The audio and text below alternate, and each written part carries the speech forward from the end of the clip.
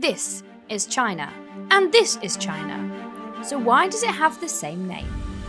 Today we're in Jingdezhen in Jiangxi province to learn more about the world's porcelain capital.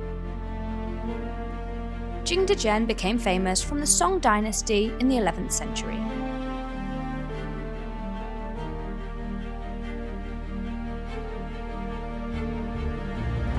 We are now climbing up the mountain to find the old mines where they mined the Kaolin, and this village is called Kaolin, Kaolin Ancient Village, and this is where the name Kaolin came from. Just note, if you plan on coming out here, this is not the Kaolin village next to Jingdezhen airport. It's up in the mountains, as a mine should be. Yeah, we definitely didn't go to the one near the airport first. Oops.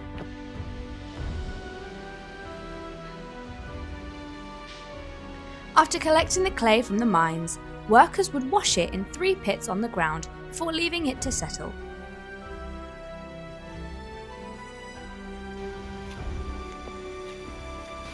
So we were lost and we didn't know the way to go, so we found 2 children and they showed us the way. So now we're going to go to the bottom and see if we can find some of the old mines.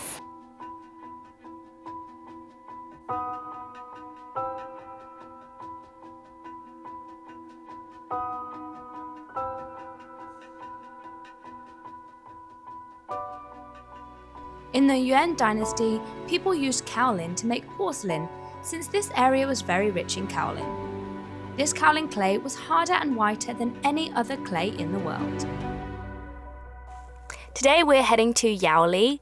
Yaoli is the original town where they found the kaolin, the clay that they used to make the famous Jingdezhen porcelain. So this is the area where they found the clay and also where they make the original glazes. So we're going to head there today and we're going to see why it's so special and hopefully get to see and learn some more about the process of making the porcelain.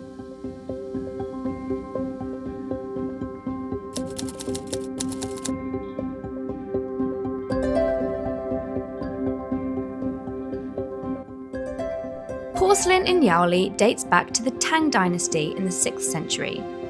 Its close proximity to the abundant kaolin made it an ideal location for porcelain production.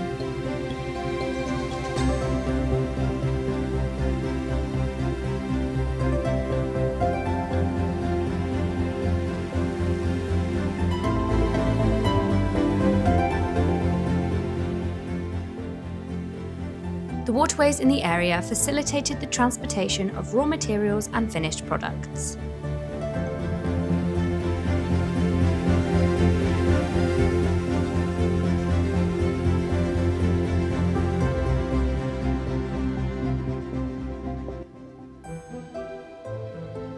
Yaoli was one of the earliest centres for porcelain production in the region and paved the way in ancient kilns whose techniques were later improved upon by Jingdezhen.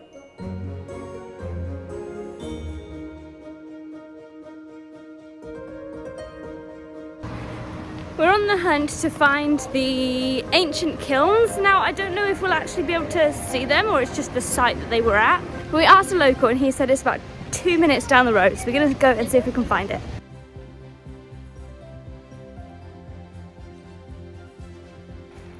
According to maps, the site is here, but it seems like they're building, I don't know if this is an old kiln or this is a new construction, but they're currently building it or building on it, so we can't see that. But there are supposed to be lots of relic sites around this river, although I guess they are ancient sites, so they're probably overgrown now and not something that we can see. But just know that this is where they fired the clay pots that they got the clay from these mountains. And the floor around here is just littered with bits of clay pots that, I don't know, presumably broke in the kiln. And yeah, very cool. Despite not being able to see the ancient kilns in Yaoli, we've headed over to Jingdezhen city to explore the ancient kiln sites there. We are now at Taoyangli. This is the excavation site where all the old kilns were. So we're going to go and have a look at some of the old sites.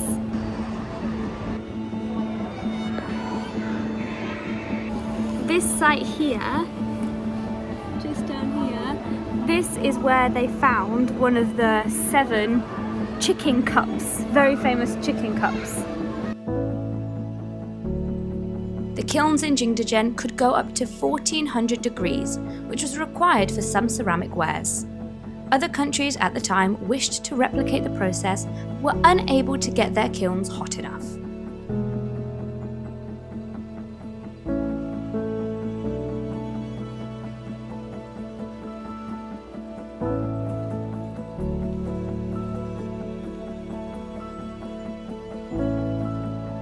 Taoyangli is a great area to explore beyond the kilns, with ancient alleys and shops.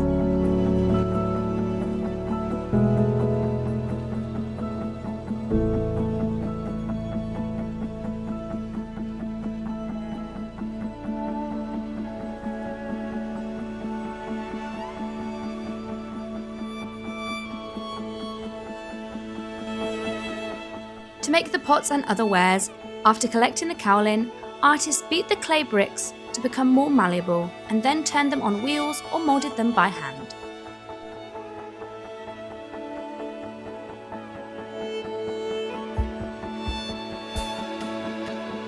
The pieces were then dried for some time before being loaded into saga. Sagas are containers used to protect the pots from direct contact with the flames in the kiln and to ensure even firing. Nowadays, some pots are fired in electric kilns. Some pots are decorated with intricate carvings, whereas others are hand-painted by talented artists. It can take up to 72 artists to make one bowl, as each artist has a different speciality. Europeans called this porcelain white gold and believed it was made with magic. To see more incredible craftsmanship, porcelain decoration, we visited Xiping.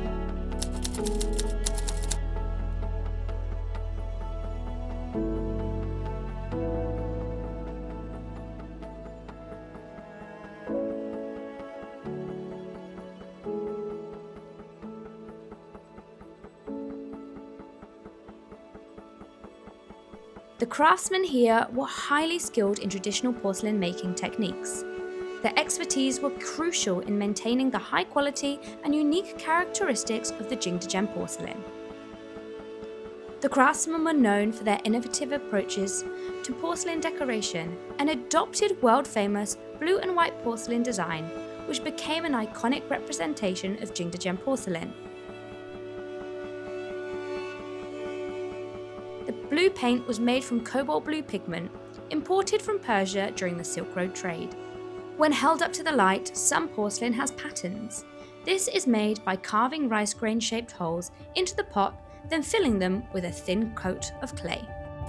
To see more modern craftsmanship on the world famous Jingdezhen porcelain, we headed to Sanbao International Ceramic Village. Sanbao is a traditional artistic colony with many ceramic workshops, resident artists, and galleries.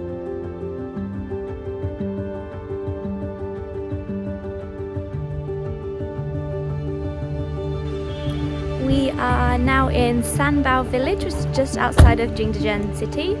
Before exploring the area, we wanted to have some local lunch. So we are in a traditional restaurant here in Sanbao village, and the food is so good. So this is a beef and the sauce is incredible. Some of it is a little bit spicy, but this one isn't.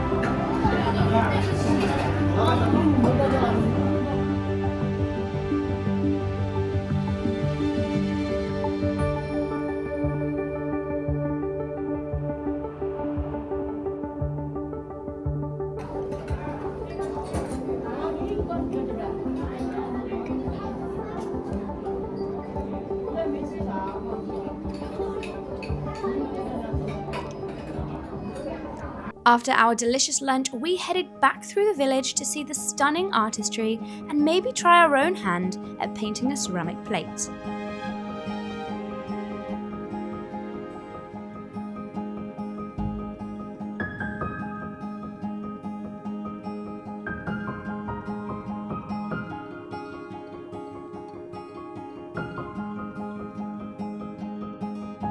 Trying the painting myself was very therapeutic and gave me a deeper appreciation of the skills the artists had to make such detailed and precise works.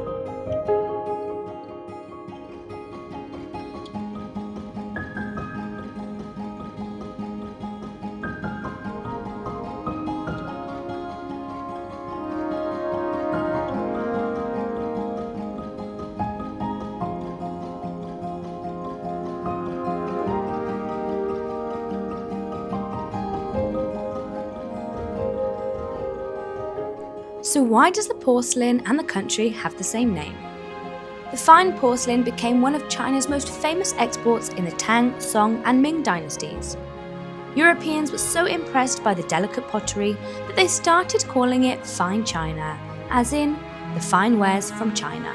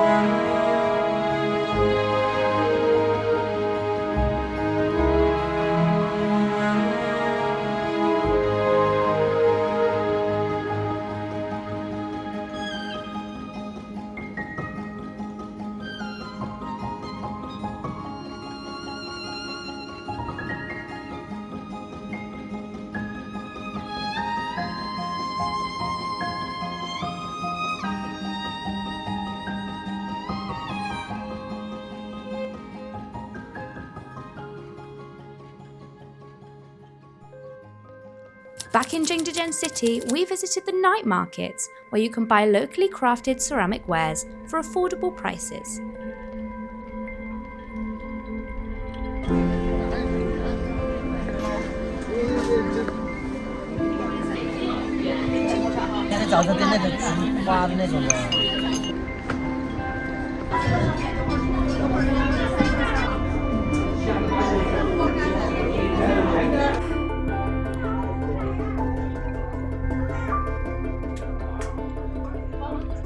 So this is a spicy beef dish. I don't know what it's called, but we're sharing. This isn't just for me. But let's give it a go.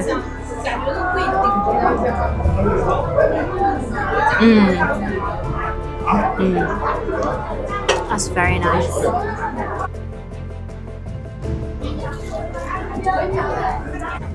This is a fried mulberry leaf, and if you didn't know, mulberry leaves are what silkworms eat. So today I'm a silkworm.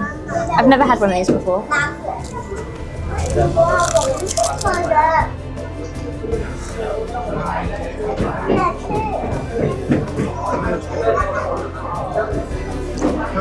It has no taste other than a little bit fried. It'd be nice if it had some kind of sauce to dip into, maybe some soy sauce.